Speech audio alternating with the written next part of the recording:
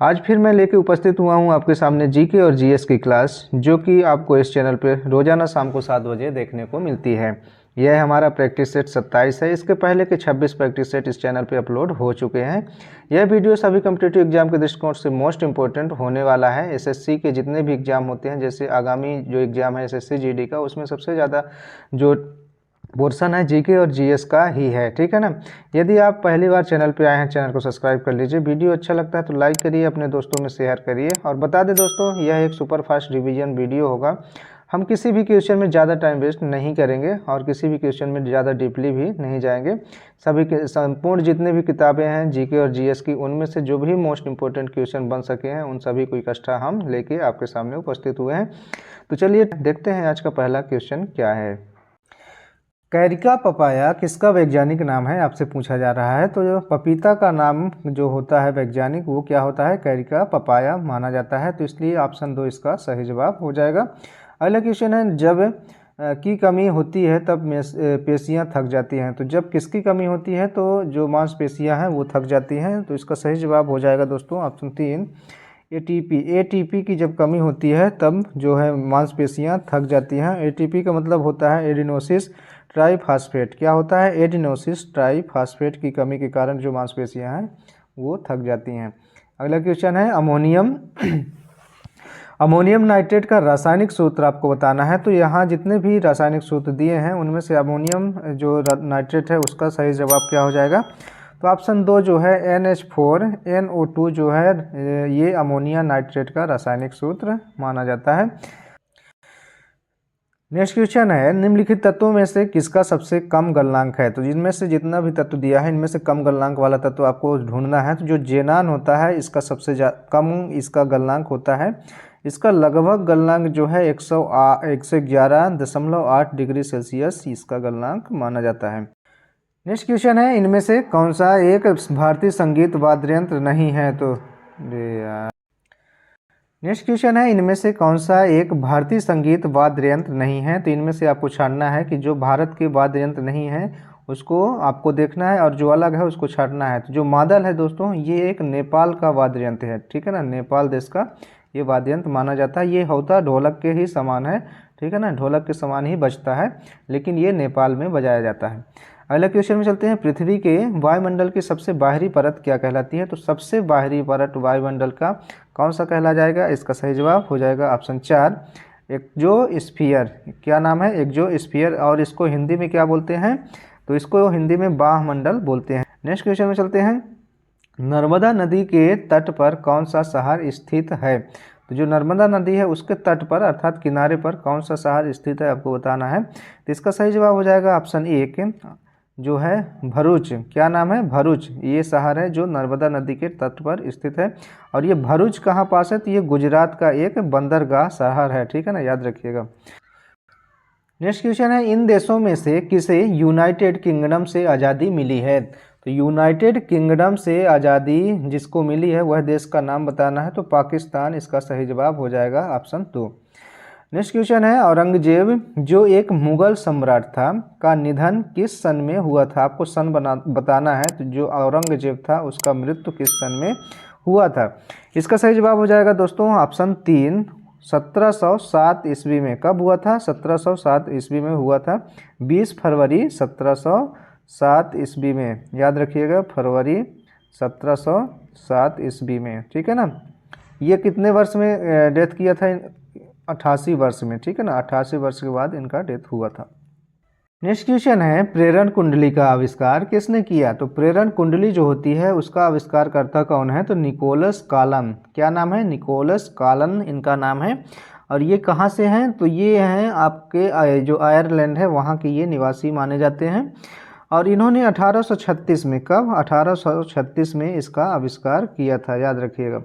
अगला क्वेश्चन है, एक उत्तल लेंस की शक्ति का पता लगाएं यदि प्रतिबिंब लेंस से 16 सेंटीमीटर की दूरी पर बनता है जब वस्तु को लेंस के दूसरे पक्ष पर ऑप्टिकल केंद्र से 20 सेंटीमीटर की दूरी पर रखा गया है। तो लेंस की शक्ति का पता लगाना है आपको। इसका सही जवाब हो जाएगा दोस्तों ऑप्शन 4। Option 4 11.25 dioptre. ठीक है ना, डायोप्टर इसका सही जवाब हो जाएगा। अगला क्वेश्चन है भौतिक मात्रा प्रेरकत्व की इकाई क्या है। जो भौतिक मात्रा होती है प्रेरकत्व, क्या प्रेरकत्व की इकाई क्या है। तो प्रेरकत्व तो आप सभी को पता होना चाहिए, इसका जो इकाई होती है वो हेनरी होती है। इसको हम एच से प्रदर्शित करते हैं और ये एसआई मात्रक है, ठीक है, अंतर्राष्ट्रीय एसआई मात्रक माना जाता है हेनरी। प्रेरकत्व तो मतलब कुंडली जो होती है यल, जिसको हम यल से प्रदर्शित करते हैं, ठीक है ना। प्रेरकत्व को हम किससे प्रदर्शित करते हैं, यल से, और जो कुंडली होती है वही क्या कहलाता है, प्रेरकत्व कहलाता है। अगला क्वेश्चन है किस प्रकार की सरकार में ईश्वर के नाम पर पुजारी शासन करते हैं। तो धर्मतंत्र के सरकार में। किस प्रकार की सरकार जब होती है, तो धर्मतंत्र की जब सरकार होती है तो भगवान के नाम पर पुजारी क्या करते हैं, शासन करने लगते हैं। अगला क्वेश्चन है संविधान सभा के पहले अस्थायी अध्यक्ष कौन थे।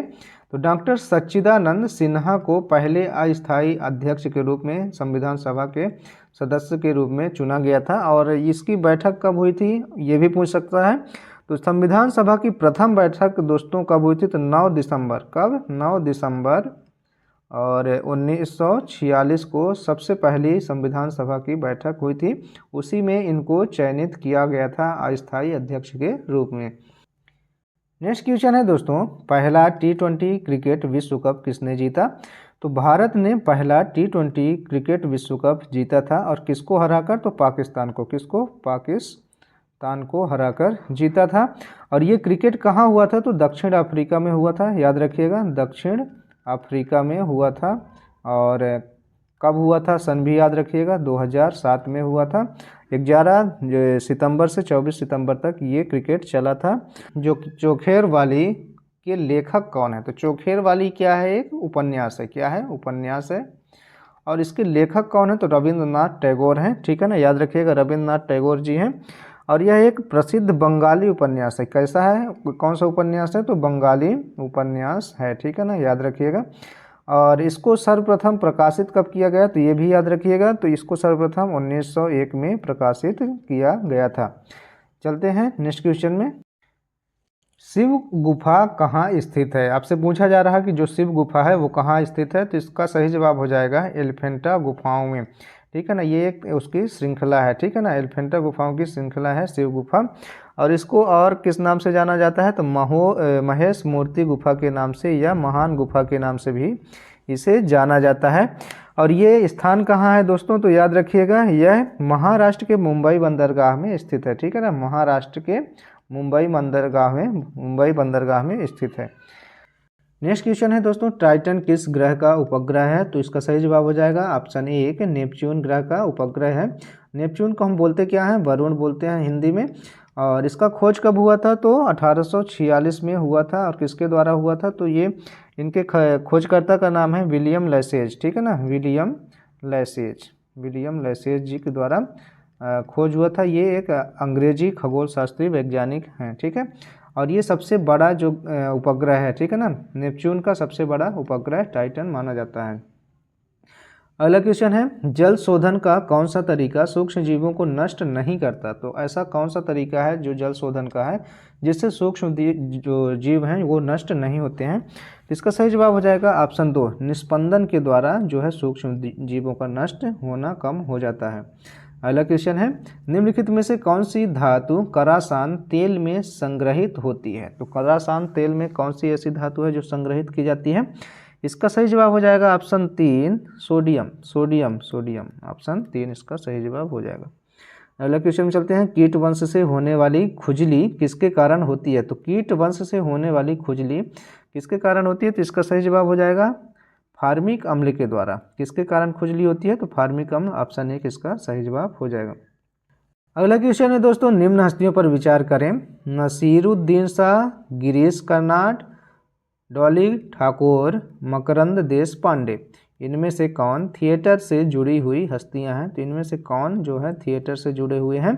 इसका सही जवाब हो जाएगा दोस्तों ऑप्शन 4, उपरोक्त सभी जो जितने भी दिए हैं ये सभी जो है थिएटर से जुड़े हुए हैं, ठीक है ना, ऑप्शन 4 इसका सही जवाब हो जाएगा। नेक्स्ट क्वेश्चन है महात्मा गांधी राष्ट्रीय समुद्री उद्यान कहाँ स्थित है। तो कहाँ स्थित है, तो ऑप्शन 4 इसका सही जवाब हो जाएगा पोर्ट ब्लेयर में। कहाँ, पोर्ट ब्लेयर में। और ये पोर्ट ब्लेयर कहाँ है, तो अंडमान और निकोबार द्वीप के अंडमान जिले के बंदूर में स्थित है। याद रखिएगा, अंडमान निकोबार द्वीप के अंडमान जिले के बंदूर में स्थित है। ठीक है। नेक्स्ट क्वेश्चन है, कुछ नहीं में से कुछ का सर्जन किस नियम के विरुद्ध है? तो आपको बताना है। इसका सही जवाब हो जाएगा दोस्तों ऑप्शन 2, द्रव्यमान ऊर्जा का संरक्षण। अगला क्वेश्चन है, भूमध्य रेखा निम्नलिखित में से किस देश से होकर नहीं गुजरती? तो ऐसे कौन कौन से देश हैं जिसमें से होकर गुजरती है, और इसमें तो पूछा जा रहा है कि किस में होकर नहीं गुजरती। तो इसका सही जवाब क्या हो जाएगा? ऑप्शन 2, मैक्सिको से होकर जो है भूमध्य रेखा नहीं गुजरती है। याद रखिएगा। बाकी केन्या हो गया, इंडोनेशिया, ब्राज़ील, इन सभी देशों से होकर भूमध्य रेखा गुजरती है। टोटल 13 देशों से होकर जो है भूमध्य रेखा गुजरती है। याद रखिएगा। अगला क्वेश्चन है दोस्तों, विश्व के इतिहास में पहली बार परमाणु आपदा कब हुई थी? तो इसका सही जवाब हो जाएगा 6 अगस्त 1945 में। और ये आपदा किसके द्वारा की गई थी? तो अमेरिका ने क्या किया था? जापान के ऊपर ये परमाणु बम गिराया था। ठीक है ना, याद रखिएगा, अमेरिका द्वारा जापान में। ठीक है ना, जापान में। नेक्स्ट क्वेश्चन में चलते हैं, हस्तांतरण मूल्य का संबंध निम्न में से किससे है? तो हस्तांतरण जो मूल्य है उसका संबंध किससे है? इसका सही जवाब हो जाएगा ऑप्शन 3, कर एवं लेखांकन से है। किससे संबंधित है? कर एवं लेखांकन से संबंधित है। नेक्स्ट क्वेश्चन है, कौन से भारतीय मुख्यमंत्री के पिता महाराजा थे? तो अमरिंदर सिंह के पिताजी महाराजा थे। और जो पंजाब के मुख्यमंत्री थे, ठीक है ना, अमरिंदर सिंह कहाँ हैं? पंजाब के मुख्यमंत्री माने जाते हैं। और इनके पिताजी का नाम क्या था? तो महाराजा यादवृंद्र नाम था। और माताजी का तो महारानी मोहिंदर कौर नाम था। ठीक है, याद रखिएगा, उन्हीं के ये पुत्र हैं। गौतम बुद्ध के संवादों की भाषा क्या थी? तो गौतम बुद्ध के जो संवाद थे उनकी भाषा क्या थी? तो आपको बताना है। ऑप्शन 2 इसका सही जवाब हो जाएगा। भाषा थी पाली। ऑप्शन 2 इसका सही जवाब हो जाएगा। नेक्स्ट क्वेश्चन है, विश्व एड्स दिवस निम्नलिखित में से किस तारीख को मनाया जाता है? तो एड्स दिवस कब मनाया जाता है? तो आप सभी को पता होना चाहिए, 1 दिसंबर को एड्स दिवस मनाया जाता है। ठीक है ना, हर साल 1 दिसंबर को एड्स दिवस मनाया जाता है। यह दिवस सर्वप्रथम कब मनाया गया? तो 1988 में मनाया गया है। ठीक है ना, याद रखिएगा। नेक्स्ट क्वेश्चन में चलते हैं, निम्नलिखित में से कौन रक्षा मंत्रालय का भाग है? तो रक्षा मंत्रालय का कौन एक भाग है? आपको बताना है।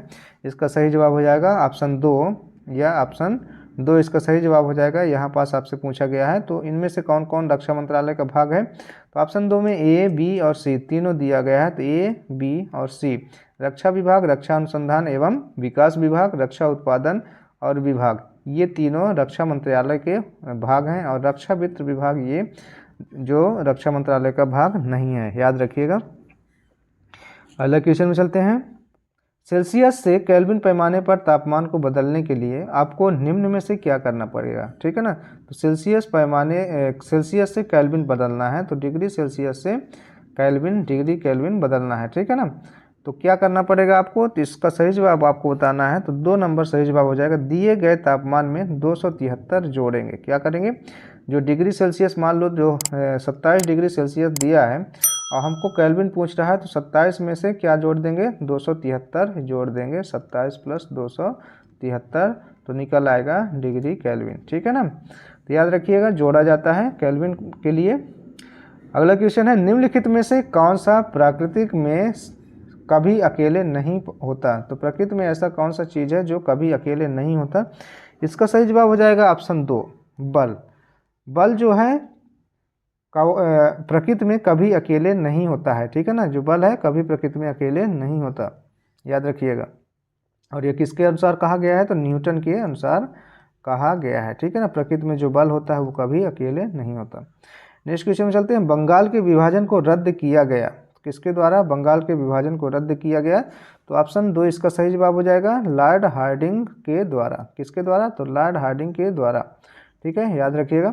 नेक्स्ट क्वेश्चन में चलते हैं, भारतीय रॉकेट से छोड़े गए विश्व के सबसे छोटे अंतरिक्ष यान का नाम क्या है? तो भारतीय रॉकेट जो है उससे छोड़ा गया जो विश्व का सबसे छोटा अंतरिक्ष यान है उसका नाम आपको बताना है।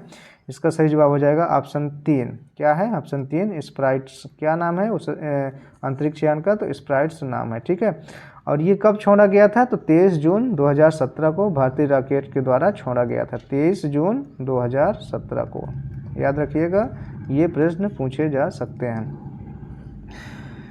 अगला क्वेश्चन है, भारत में पहली बार किसने वार्षिक आय को अनुमानित किया था? तो भारत में जो पहली बार है वार्षिक आय को अनुमानित करने वाले व्यक्ति कौन है? तो ऑप्शन 1 दादा भाई नौरोजी। कौन है? दादा भाई नौरोजी जी जो है भारत में पहली बार वार्षिक आय को अनुमोदित किया था।